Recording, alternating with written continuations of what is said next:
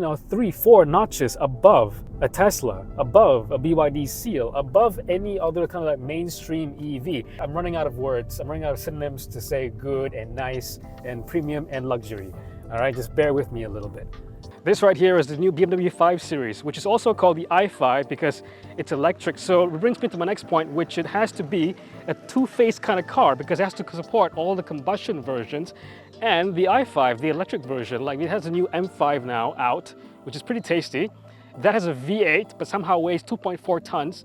It's a pretty big girl. Just like this, the eDrive40 M Sport, which weighs 2.1 tons. The first thing you should know about this car is that it's 399,000 ringgit, which seems expensive, but actually you should actually get the 420,000 ringgit version, which comes with a 5-year warranty. As standard, this car has a 2-year warranty, which is not good enough. Second thing is that I heard this is pretty bloody good, but I'm skeptical. I need more convincing. I'm Jim, this is Carlist, and do the usual YouTube thing, like, subscribe, comment, because hashtag e-begging, and this is the BMW i5. This car has received its share of internet hate, but come on, I've seen worse. Remember the iX? Remember the 2 Series Grand Coupe? Remember the i7? Remember the G42 2 Series Coupe? What I'm saying is, no, this isn't the most beautiful 5 Series, a model that celebrated its 50th birthday in 2022, but it's still handsome. In my opinion, the E39 and the F10 are peak BMW aesthetic, but there are glimpses in here of hope. Like the newest M5, based on this car, it legitimately looks really nice, even though it weighs as much as a mountain. So underneath all this over-stylized details, there is a decent, bone structure. This is actually quite tame. Good on BMW for actually listening to us. We don't want the huge in-your-snout grill. And this, by the way, like the i7, does have a glow-in-the-dark element to it. So, this little ring around it glows at night. It's like actually taking glow-in-the-dark marker pen and kind of drawing a circle around your nostrils. Is that a good look? I guess BMW thinks so. Be prepared to think of this as BMW's signature nighttime aesthetic, because gone are the angel eye headlamp look that you would get last time. Nowadays, it's just like a vertical slat on each headlight. So yeah, fun fact, it is actually longer than the 7 Series of the Bangle era, the early 2000s. It's over 5 meters long. It's a long walk to get to the back. And because it's a BMW, you get the Hofmeister kink over here with an embossed 5 logo. And at the rear, to be honest, I'm not crazy about this design. It looks a bit too plain to me. Automatically opens to a nice flat load floor. So 490 liters puts it about on par with a Honda Civic, which is pretty good for a rear-wheel drive car. And then you open the bonnet, you're greeted with a frunk. Just kidding, this is a huge hulking piece of plastic which actually hides absolutely nothing except a few electric, interior gubbins and stuff. You can actually take it out like that to reveal a lot of empty space. In fact, maybe you can even use this as a makeshift frunk. All that said, I've made a heel turn on other BMWs like the iX. The more time I spend with it and around it, the more I appreciate how distinctive it looks. Especially for an EV. Just look at the EQ range from Mercedes-Benz, which mostly look like a collection of jelly beans, all in the pursuit of better aero. But the i5 has a drag coefficient of 0.23, and the boxy and bulky i7 is just 0.24. Funny how that works. So this is the eDrive40, okay, not xDrive, so single electric motor at the rear, 313 PS, 400 Newton meters of torque, 0 to 100 in 6 seconds flat, and an 83.9 kilowatt hour battery, down below here, so 84 kilowatt hour, for 580 kilometers of the WLTP range, so in the real world. DC charging is 205 kilowatts, so 0 to 80% or whatever it is in 36 minutes. But since its launch, it's been upgraded to 22 kilowatt AC charging. So a 22 kilowatt AC charger on board. So plug into a 22 kilowatt charger. It can do that in about 8 hours to fill up this quite big battery. Ooh, this cabin though is next level. Real leather upholstery. It's merino leather, as BMW calls it. None of this Artico, fake, vegan, whatever leather you can get in other Benzes or even Teslas. In fact, BMW and other markets do offer a vegan leather option. They're calling Veganza. None of that crap. This is real leather, the merino leather. This is in the black option, but you do get it offered in copper brown or silverstone white, and I recommend that you do so. We can all agree that we need more diversity, color-wise, in terms of vehicle interiors. BMW has really tried to integrate a lot of functionality and minimalism into this dashboard. As you can see, it's quite a familiar layout though, because you have this, iDrive BMW OS 8 interface, and you have a 14.9-inch screen for infotainment and a 12.3-inch unit for your driver's display, all in this single curved panel that is kind of angled towards you. And of course you get wireless charging, which integrates with the wireless CarPlay and Android Auto, and it pipes through a 18 speaker 660 watt Bowers & Wilkins audio system, which I really love, especially how you have this speaker grills that you can kind of peek through and see either the tweeter or the driver. Very nice and way more impressive sounding and looking than the other Harman Kardon systems you can find in BMWs. And I'm sure you cannot miss, there's no way you can miss, this huge wraparound light bar. They call it the interaction bar. So much real estate devoted to this ambient lighting solution, I guess. But they're actually quite clever about it, because they call it interaction bar because some of it has little touch controls. So like this one over here, we can actually control the air vent speed. You can actually close the air conditioning vent over here. And you have this kind of parametric, geometric glass shard effect on this part of the light bar. And over here, you get lock and unlock functions with, seat memory buttons kind of built in to the light bar. Air conditioning vents, they used to be like a big design feature of car dashboards, but in this car, you can't really see it because they're well hidden. Where are they? In fact, they're actually underneath, or actually just above this light bar. So the air kind of flows kind of like this way a little bit. And you control the direction, not from the screen like you do with other EVs. That's a bit too overcomplicated. You control it with this little knob down here. So, facing up, facing down, left, right, whatever. So for, all the more practical stuff, you do have a wireless charger, like I mentioned, right? But I don't really like to use that because I find my phone gets too hot using navigation and the modem and internet and music streaming, and everything gets too hot and degrades the battery.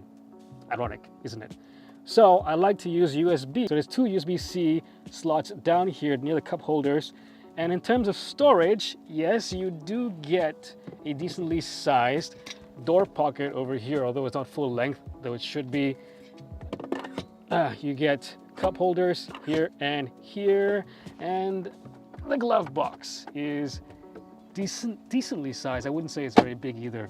What isn't very big at all is the center storage area. It's barely even deep enough. It's actually, look, I'm putting my hand in here. You can still see my watch. It doesn't sink down very much at all, just for wallet, some key cards, some house keys. That's about it. In the rear is actually where you actually feel the fact that the extra length and extra size of the 5 Series, the new 5 Series, comes into play, because the G30, I remember, was quite cramped at the back. There's barely enough room. You come from even a Myvi, or even a, God forbid, Honda, into the back of a G35 Series, you can really feel that it's a cramped experience. In this, you get a lot more room to play with. A lot of knee room, leg room is aplenty, headroom, although I am 165, not the best test for a tall person, I get plenty of headroom. And of course, this omits the glass roof, so yeah, even more space. Nice, comfortable, although I do notice that you have a more raised floor because you have a lot of battery, in the floor, so you're a bit more raised up. That being said, under thigh support is really good for me. Also, I noticed that you have quad zone climate control, which is a nice touch. You control that with this little touch screen over here. Temperature and fan speed. You get 2 USB-C slots over here. Very nice. Speaking of air conditioning controls, you also get Volvo-style air conditioning vents in the B pillar. How nice is that? The window shades are manual, 2-piece, so one for the little window over here, one for the main one. The window itself goes slowly all the way down and all the way up. And because this is a 5 Series too, it's rear-wheel drive, it has to support a combustion engine and a prop shaft, a drive line that has to go through here. So you have the legacy 5 Series or rear-wheel drive hump in the middle over there, so not great for someone who has to sit in the center. And for some reason, they also have this rear entertainment screen integration, which is nice, although it is a bit plasticky feeling. You do get an extra USB-C slot for each seat, but this is a weird thing though, an odd thing, the first of some odd things in the 5 Series, the i5, there is no rear seat pocket. Why?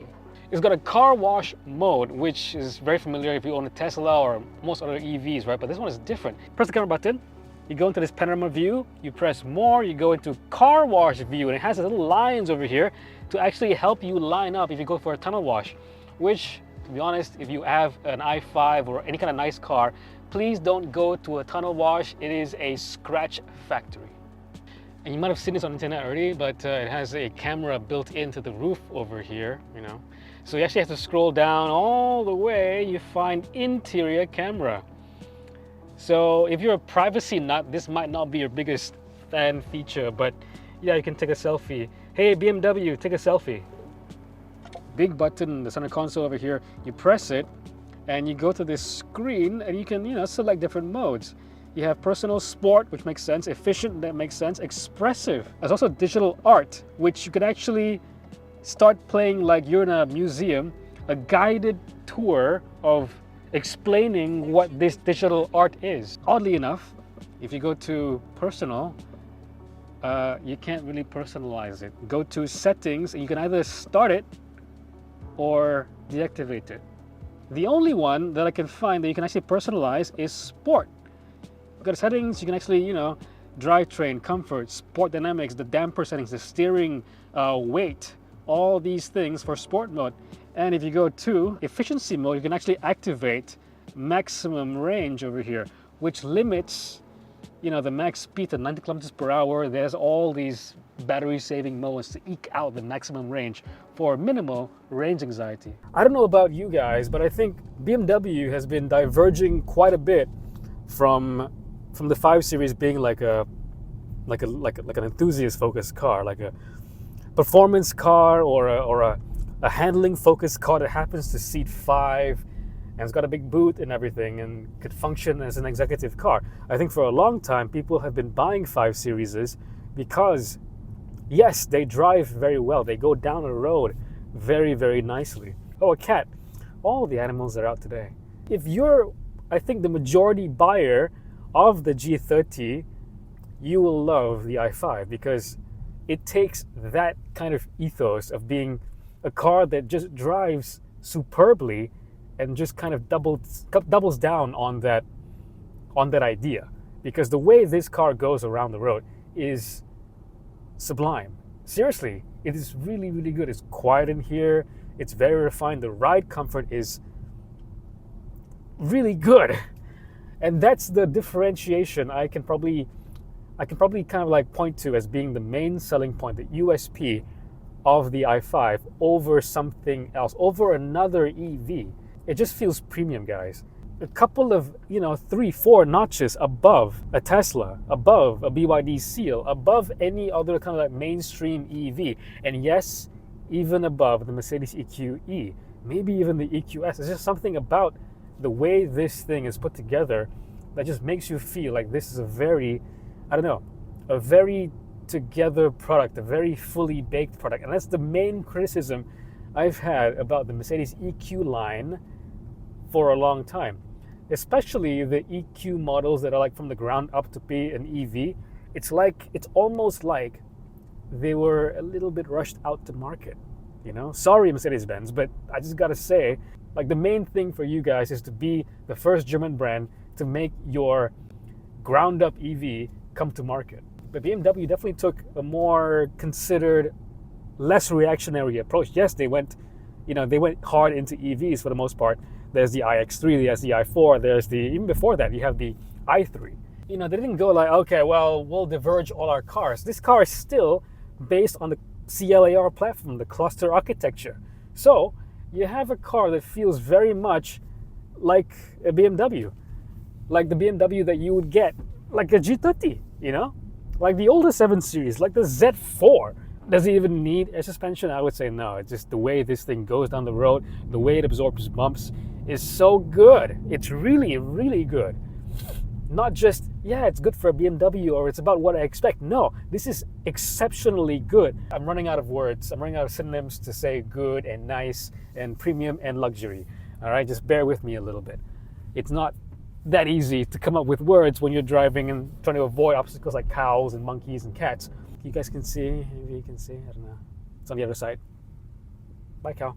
It's comfortable. It's still got a very low center of gravity. The steering isn't very feelsome, but it's linear, okay? It's direct, it's linear, it's predictable. Same thing with the pedals too, okay? The calibration work done here, you can actually feel it. You can actually feel the fact that this had driver input. People who are actual drivers, much better drivers than me, yeah, it's progressive, it's linear. You can modulate it, you can have a lot of control about where you want to put the power down. And that can make you have fun, even at lower speeds. And BMW is known for this. There's a lot more to having a fun car, a car with some fun factor, than just power, than just speed, than just, ooh, this car is so pointy. Yes, pointy cars do make a difference, and like the A45, the CLA45, those cars are very pointy. But there's just something about the way a BMW kind of pivots around your hip. You feel the rotation. This car does have it. Is it better than a 520i or a possible 540i that they might make? Probably. Probably not. I don't know. It's not going to blow your socks off, but you know, it's a fast car. 120, just right there. This feels like something they could put a lot more power into, and they have, because there is an M60 version of the i5 with like 610 PS. Something crazy like that. The same rear motor, except they put in a front motor as well, all-wheel drive. Obviously, it won't get as much range, but it is crazy fast. I would probably guess it's a lot like this car, except that when you put your foot down, you get, I mean, you know, all the blood leaves the front of your face, and it just kicks you in the neck with all the power. Is that something you want, though? For me, this is the perfect balance i5. You have a rear-wheel drive bias. You have still that rotation, that yaw, that rear-wheel drive. I don't know. You just get that sense that power is going to the back exclusively. So you have more of a rotation point at your hips. It just feels BMW. 580 kilometers of range. I probably would say that you would, it's a safer bet to assume that you would get about 500 in the real world, which is what it should be. Until the infrastructure catches up, range anxiety is still going to be a thing, right? So until that happens, a range of around 500 kilometers real world is, I think, something people can latch onto and go like, yes, I can live with that, you know? Mixed driving, even though I might just go out of town very once in a blue moon, I probably would want a car that has 500 kilometers of range, an EV, just to be safe, just to be on the safe side. You know what I mean?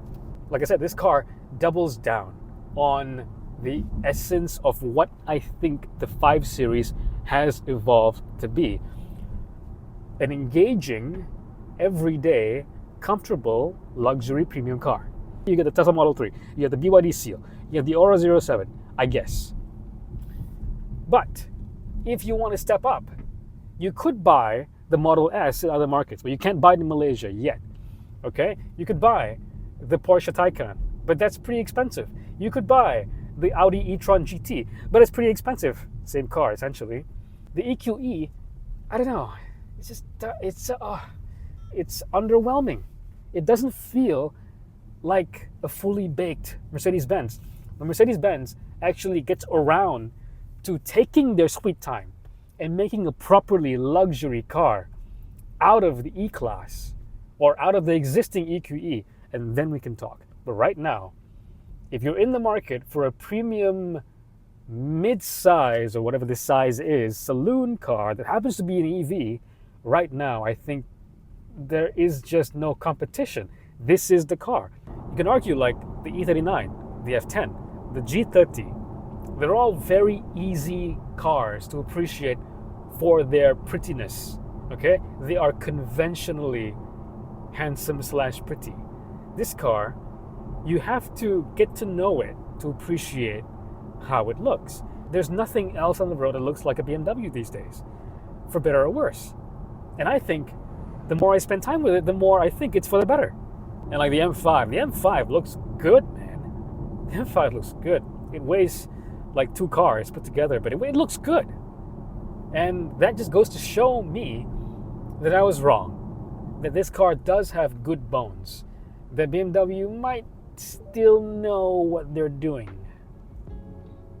I think this car surprised me because BMW 5 Series, they've actually managed to create something that doesn't feel like a compromise between the 5 Series and an EV. This is a 5 Series that also works great as an EV. I thought that brief was like an impossible thing to fulfill. It looks good. Let's just establish that it looks good, not to everyone's taste, but the more time I spend with it, the more I like it.